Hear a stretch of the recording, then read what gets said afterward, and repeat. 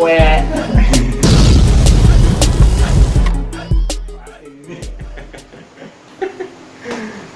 Nah yang tadi ya berita itu, Edisicast ini berita terbaru. Kalau saya sih karena nggak ikutan main di sono, cuman sedikit doang. Pertama ikut program yang berjangka, itu udah balik modal gitu ya. Jadi udah nggak terlalu ambil pusing kalau memang terjadi kenapa-napa. Terus yang satu lagi yang program tabungan yang 100.000 per bulan, ini juga kalau misalnya nanti terbaca kenapa-napa tinggal saya stop aja kan. Saya stop nggak nyampe full kan, harus fullnya kan 2,4 kalau sekarang kan baru masuk bulan ke-6 apa ke-5 gitu. Seperti situ ntar balik karena udah di short duluan gitu kan.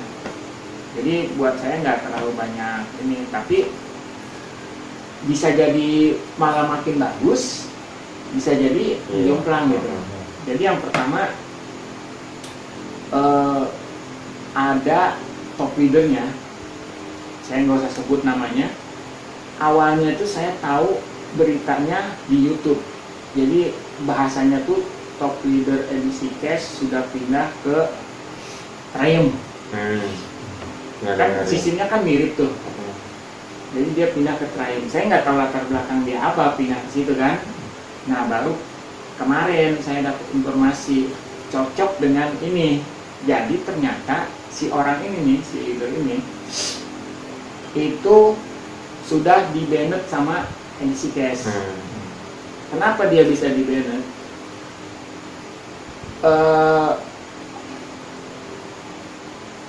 Untuk mengupgrade sistem di Edisicast, jadi dia sistemnya canggih nanti. Kalau emang ini dia bisa melewati fase ini Edisicast bakalan melambung. Karena banyak hal yang bagus lah secara teknologi, secara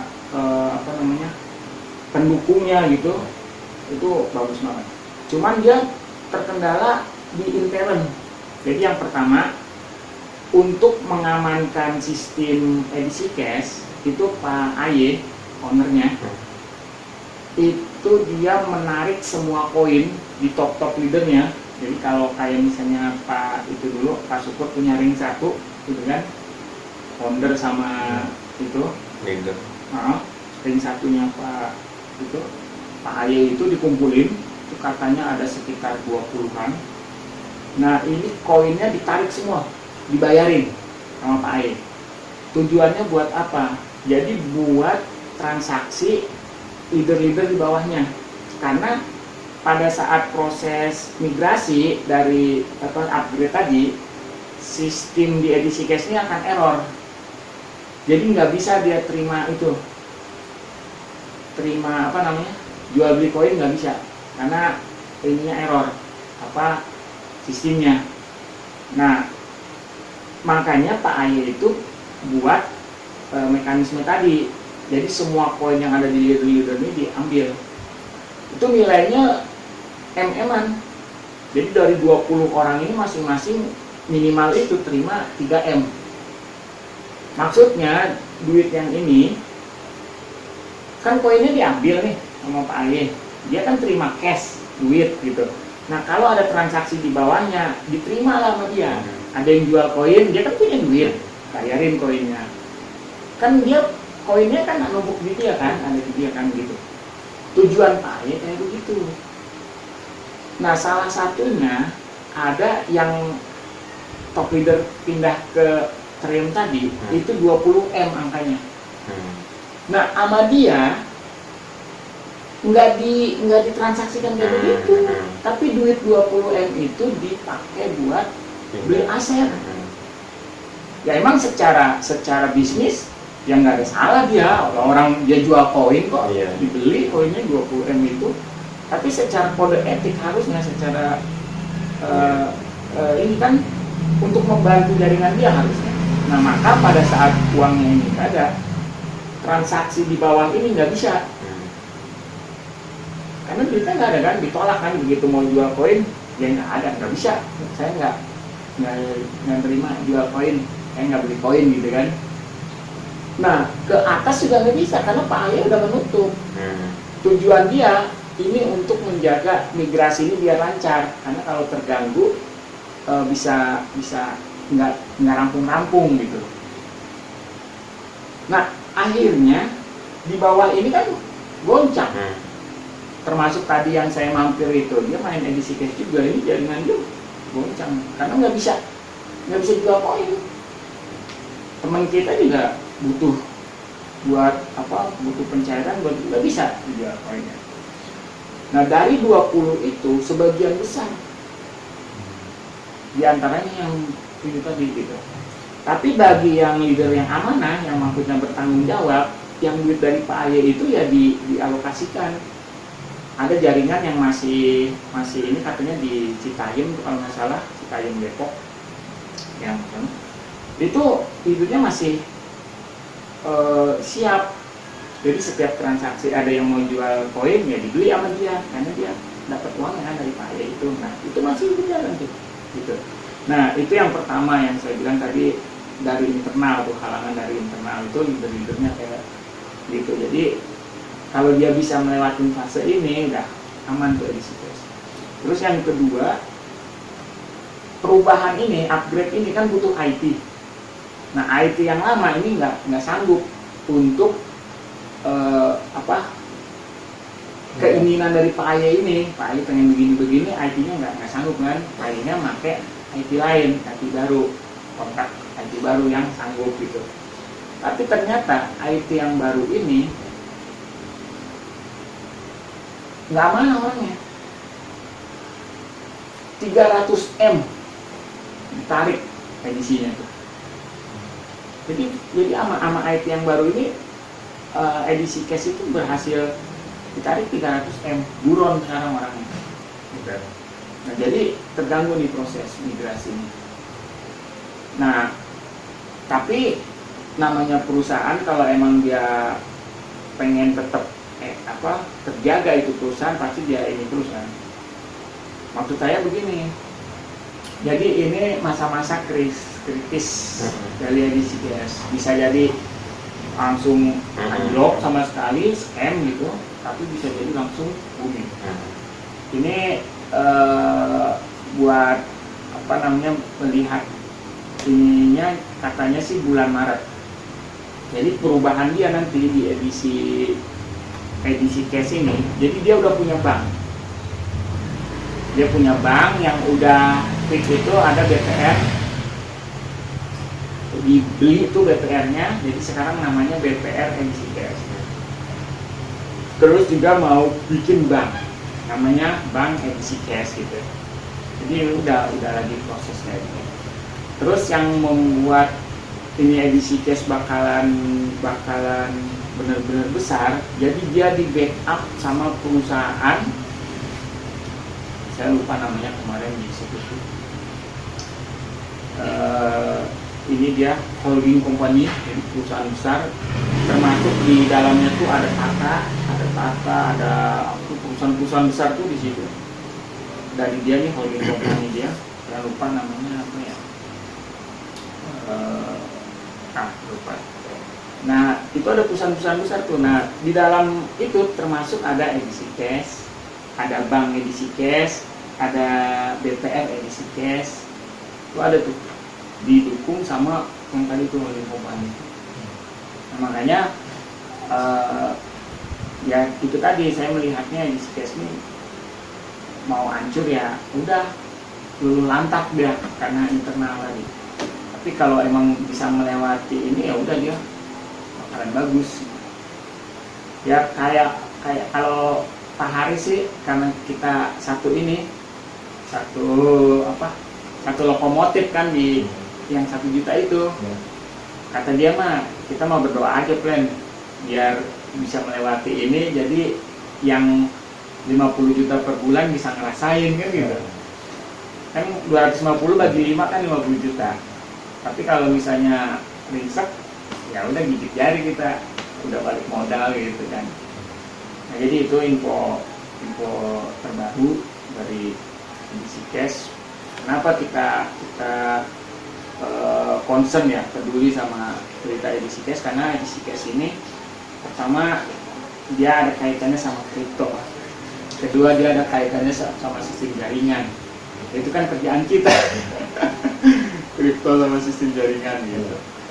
Nah, jadi itu yang saya dapat info terbaru tentang edisi cash. Nanti di gerbong yang 20 miliar pergi itu apa yang? Kayaknya, soalnya Gunjang ganjing ya, iya. Soalnya nggak bisa di kapan. Kalau koinnya dijual gerbong lain nggak bisa. Ya bisa, cuman masalahnya mau dibeli nggak? Mau dibeli nggak dengan harga yang itu? Gitu. Oh. Iya, nih kayak kita top leadernya nih. Ini saya punya jaringan. Mau beli ke saya nggak bisa. Beli ke antum kan? Antum mau jual ke dia nggak? Mau beli punya dia nggak? Gitu. Salam. Apalagi harganya. Ya Pak. Oh ya, kan saya. Apalagi harganya. Iya, harga kan bisa berpengaruh. Sini ke gue 3.000 waktu itu kan sempat ada gonjang ganjing. Oh yang itu beda lagi. Jadi kan edisi cash itu kan koin apa kalau yang harganya nggak berubah? Flat ya? Flat. Nah di edisi cash itu dimasukin lagi satu koin namanya edisi CB. Kalau dulu waktu awal-awal ini kan edisi dinar tuh, jadi dia edisi cash ini berpatokannya ke edisi dinar. Terus edisi dinar ditinggalin sama dia, main di Bitcoin sama Prism, dua koin ini Bitcoin sama Prism. Nah entah kenapa dua koin ini juga dilepas juga masuk edisi CB. Nah edisi CB jadi dikonvert dari edisi cash. Misalnya satu edisi cash dikonvert ke edisi CB. Nah edisi CB ini ada di market tapi bukan di Dodak. Marketnya apa gitu, ada itu. Nah jual beli itu sempet harganya tinggi, naik melonjak, tapi terus turun jatuh, udah. Nah yang harga 3.000 tuh itu edisi CB. Jadi di market harganya, di market yang exchanger itu nggak nyampe 3.000 dia, cuman di bawah 1.000 ratusan doang. Tapi katanya bisa dibeli sama dia seharga 3.000, makanya orang berbondong-bondong situ. Ini orang yang udah mengkonvert dari edisi cash ke edisi CB. Nah Bang Ahmad, Pak Harun itu nggak main edisi CB dia, karena emang nggak trading kan. Kalau edisi CB itu waktu itu dikonvert itu buat kebutuhan trading, terus juga buat biaya-biaya kayak misalnya buat bayar server itu harus bayar pakai edisi CB kayak gitu. Paling sekarang yang bikin panik di bawah karena nggak ada pencairan doang, itu yang bikin panik tuh. Sampai nanti walaupun edisi cash bisa melewati masa krisis gitu. Kalau udah bisa melewati masa krisis, ya udah secara pusatnya udah bisa beli koin, ya udah Normal lagi. jualnya ke sono. Jadi nggak ada yang mau nyebrang jual walaupun ditawar murah. Nggak ada dengar gitu. Mungkin nggak ada token lagi ya, maksudnya si owner ini kan ada bawah. Nah, jadi nggak lewat dia lagi langsung bisa kan? Iya, kan yang bawahnya udah nggak mau beli koin. Ya akhirnya ke pusat lah. Perusahaan langsung. Iya, perusahaan langsung. Sebetulnya biasanya juga begitu. Tapi dengan adanya bank mungkin nanti bisa bank. Iya, jadi nanti, untuk menghindari yang tadi jual murah itu, jadi selama ini ada praktek begitu tuh selama ini. Nah, ya udah kalau lagi mau sini saya beli tapi 10.000 gitu kan, ya kan dia butuh duit akhirnya itu mau. Sementara jaringan dia gampang ngejual ya. Iya, gampang banget itu. Nah jadi untuk menghindari itu sekarang mekanismenya hanya bisa melalui bank. lebih aman. Nah, banknya ini lagi dibentuk sistemnya gitu, bagaimana supaya dia bisa sinkron. Tapi dari sisi kalau menurut saya dengan adanya bank itu nggak apa-apa ya. Itu pemerintah bagaimana? Maksudnya? Maksudnya juga itu antara uang digital dan Ya kan bukan uang digital, udah di bank mah udah rupiah. Itu kan komunitas, bukan beli sayur di jalan pakai edisi cash. Kok Jadi cuma bisa ke situ-situ aja. Di edisi cash itu bukan koin. ini tetap mendukung ya pemerintah ya. Ya, syaratnya 6 triliun. Di bank itu udah rupiah bentuknya. Syarat bikin bank cuma minimal 6 triliun. Maka kebayar lah buat Pak Aye mah 6 triliun. Jadi, kalau udah punya bank mantep ya. Udah itu BPR udah dibeli. BPR apa? Namanya sekarang udah berubah jadi BPR edisi cash. Di mana? Sukabumi apa Cianjur Loh, gitu. kok di sana nggak Jakarta? Ya, yang dijual yang di sono. Oh, BPR daerah. Maksudnya yang dia Ya. dapat informasi BPR dijual itu yang di sono. Ya. Kalau di Jakarta ada mungkin di yang di Jakarta. Ya kan, BPR itu ya gitu banyak. Gitu. Ada di mana-mana BPR.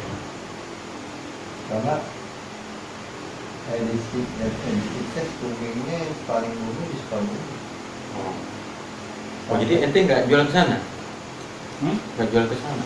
Jual kemana? Ke BPR ke rumah? Kan belum buka.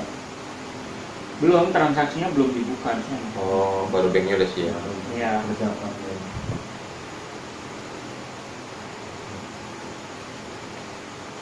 Mana Sampai mana- begitu ya, kripto itu ya. Besok ada bank kripto. Kalau kita kan banknya Indodax, Besok ada bank kripto, ada bank Indodax, kita aman. ada bank sampah. Insya Allah aman lah. Indodax mah ada aman dia mah. Ya sudah ada bayar tetap bayar. Lu kenapa banget? Ya, kali ya. Ya nggak bisa lah. Kalau koin suruh minta jelasan. kalau ketahuan ditangkap. Dari dinar dirham aja nggak boleh. Cuma yang mau bawa agama. Bukan masalah bawa agama. Bukan bawa agama, bawa Arab, Oh, bawa Arab. bawa Arab. Kalau nggak bawa Arab nggak apa-apa. Dolar nggak apa-apa. Sekarang anak bayar pakai dolar juga masih terima. Iya. Ya terus dia siar kan kemana-mana untuk khilafah itu. Makanya diciduk dia. Oh, jadi diciduk karena siarnya itu ya, bukan karena transaksinya ya. Transaksinya mau buat Jadi alasan aja. buat Jadi nggak boleh gitu, undang-undangnya nggak ada. Sita semua. Tahu gerainya masih buka apa enggak, belum lihat-lihat lagi. Semenjak dia ditangkap itu udah sebulan. ya udah dihabiskan lah orang. Kalau yang disita kan masa doang, aset bangunan kan enggak.